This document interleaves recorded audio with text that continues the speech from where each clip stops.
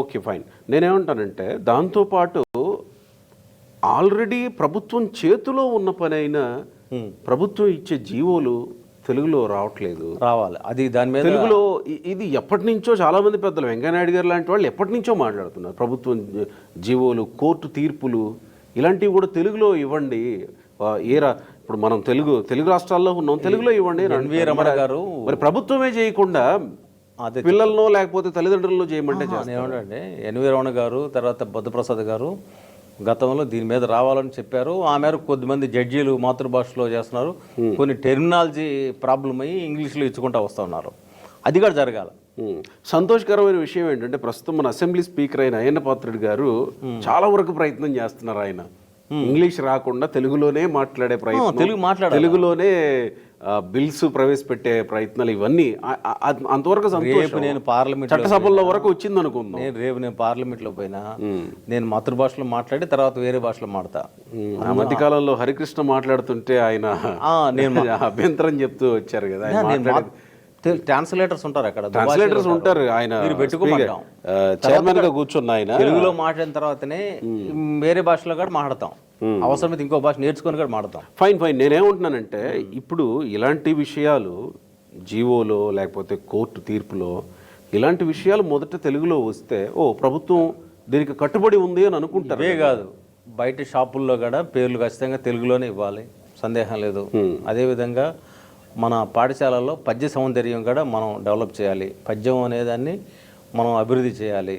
అంటే నేనేమంటానంటే గిడుగు రామమూర్తి గారు రాసిన వచన పద్యం,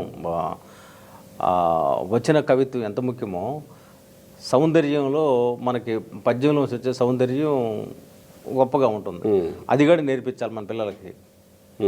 కాబట్టి పద్యం రావాలి, ఇది రావాలి, సంస్కృతం కూడా మనం డెవలప్ చేసుకోవాలి. ఇప్పటి వరకు మనం తెలుగు గురించి మాట్లాడాం. సంస్కృతం విషయానికి వచ్చేసరికి మీరు బాధపడినా నేను అడగండి.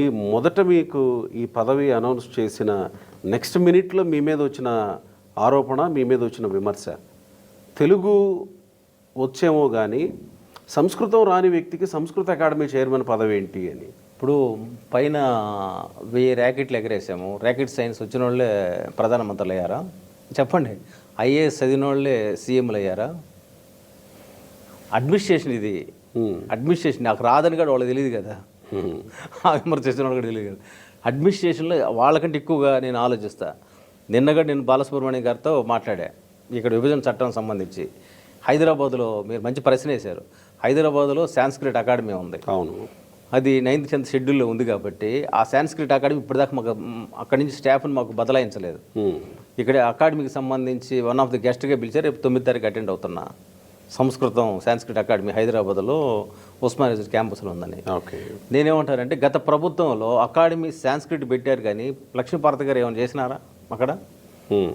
ఏం చేయమని అడుగుతున్నాం. ఇప్పుడు నేనేం చేస్తున్నానంటే తెలుగు, ఇంగ్లీషు, సాంస్క్రిట్ 3 భాషలకు సంబంధించి మేము పదకోశాన్ని తయారు చేస్తున్నాం. ఒక ఏమంటారు డిక్షనరీ లాంటివి తయారు చేస్తున్నాం.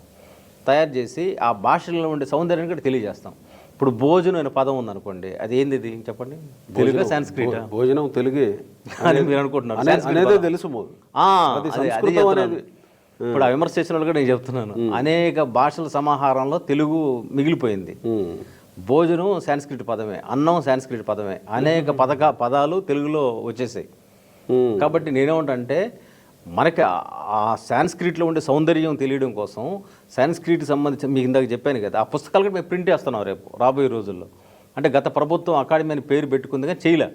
ఇప్పుడు మేమేం చేస్తున్నామంటే ఇక్కడి నుంచి అకాడమీ నుంచి కొంత మాకు స్టాఫ్ని తరలించమని అడుగుతున్నాము. ఈ ప్రభుత్వాలు ఇప్పటిదాకా విభజన చట్టం అమలు చేయలే. వాళ్ళు స్టాఫేనా ఇంకా ఏమన్నా బకాయిలు కూడా ఉన్నాయి. అంటే సాంస్క్రిట్ మరొక చెప్తున్నాను నేను. ఆస్తులు ఉన్నాయి ఇప్పుడు మాకు ఇక్కడి నుంచి రావాల్సిన ఆస్తులు 70-80 కోట్ల నుంచి రావాలా.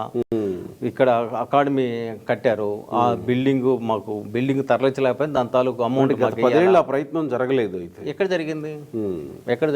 ఫ్రెండ్లీ మ్యాచ్ జరిగింది కదా కేసీఆర్కి జగన్మోహన్ రెడ్డి మధ్య. ఎందుకు కోర్టు దాకపోతే కదా మాకు డబ్బులు వచ్చి అకాడమీకి. ఇవన్నీ రావాలి, ఇంకా రావాల్సి ఉన్నాయి. మాకు వెహికల్స్ రావాలి ఇక్కడి నుంచి. ఒకవేళ వెహికల్స్ ఇవ్వలేకపోతే డబ్బులని ఇవ్వాలా.